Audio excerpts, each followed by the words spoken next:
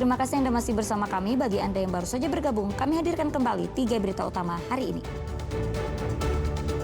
Sopir tak lihat jalan berlubang karena tertutup genangan air. Truk muatan minuman botol terbalik. Wakil Menteri Pariwisata Niluh Puspa hadir di acara wisuda Politeknik Pariwisata Medan. Apresiasi para wisudawan. Medan jadi sorotan dunia bulu tangkis internasional.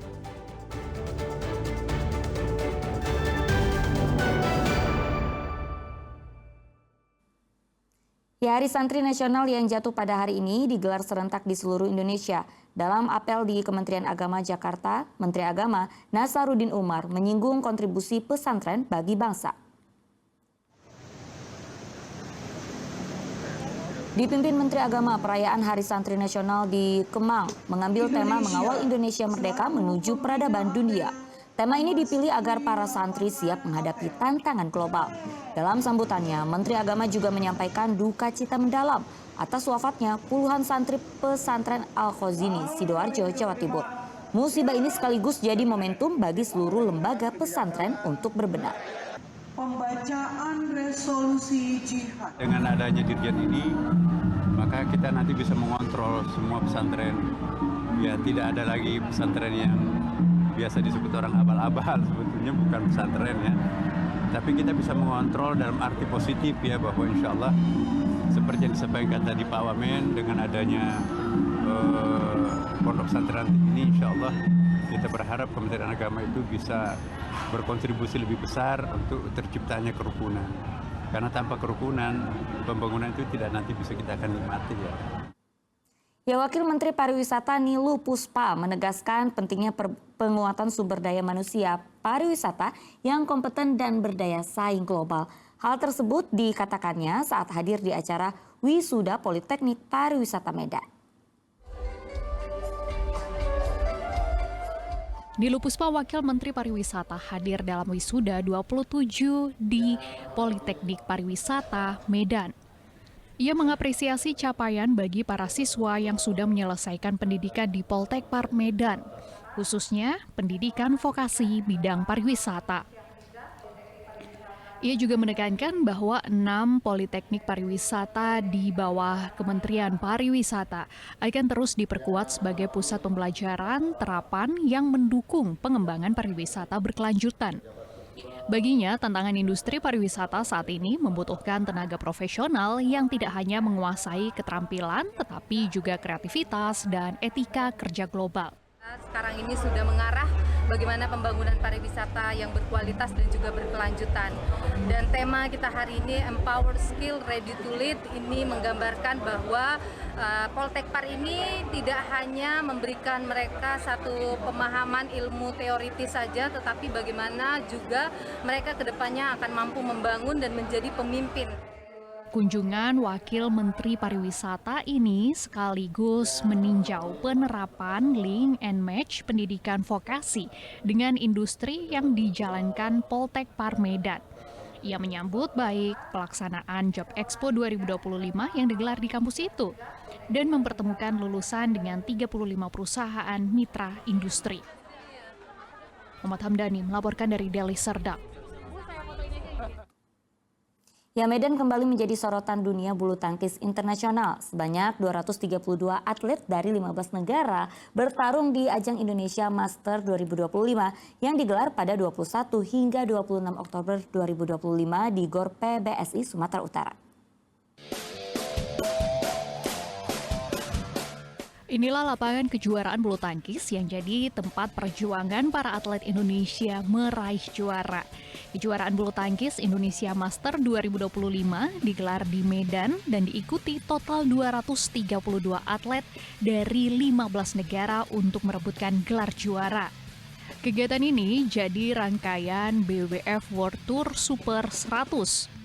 Pasangan Apriani Rahayu, Siti Fadia Silva Ramadanti akan menjadi salah satu sorotan utama di ajang ini.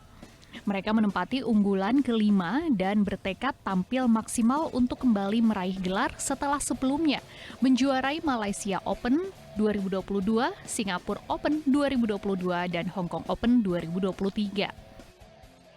Jadi tahun 2025 ini kita open bidding kepada seluruh Pemprov yang kita lakukan di awal tahun.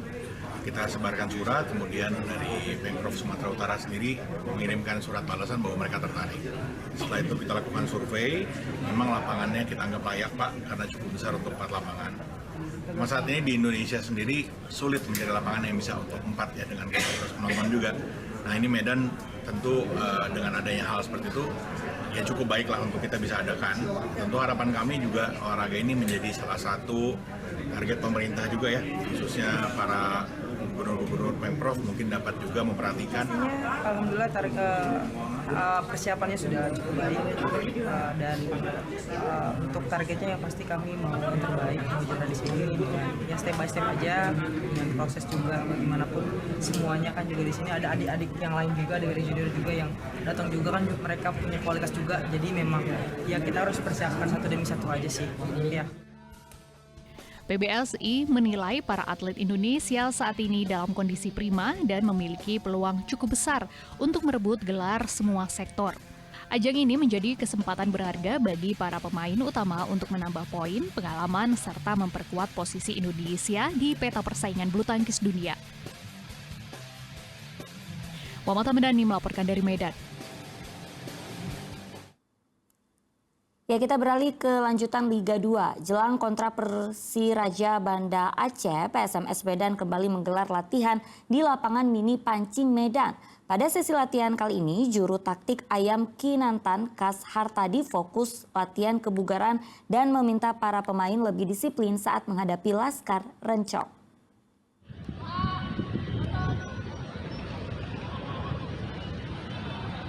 Usai menahan imbang Adiasa FC 1-1 pada laga pekan ke-6, PSMS Medan kembali menggelar latihan di lapangan mini Pancing Medan pada Selasa sore. Pada sesi latihan kali ini, Kas Hartadi fokus pada latihan kebugaran.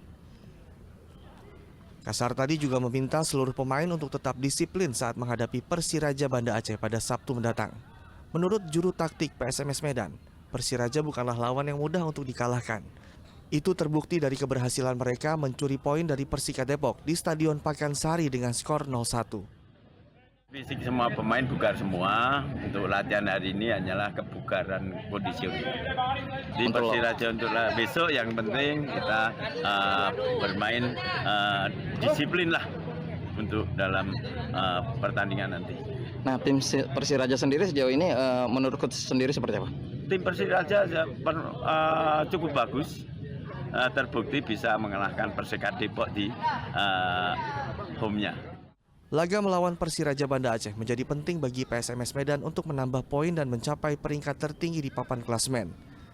Dengan motivasi dan dukungan besar dari para supporter, diharapkan PSMS Medan berhasil menuju ke Liga 1. Saat ini PSMS Medan berada pada posisi ketiga dengan perolehan 9 poin. Muhammad Hamdani melaporkan dari Medan. Ya, laporan tersebut mengakhiri berita Sumatera Utara hari ini. Saya Auriga Gustina pamit. Selamat beraktivitas dan sampai jumpa.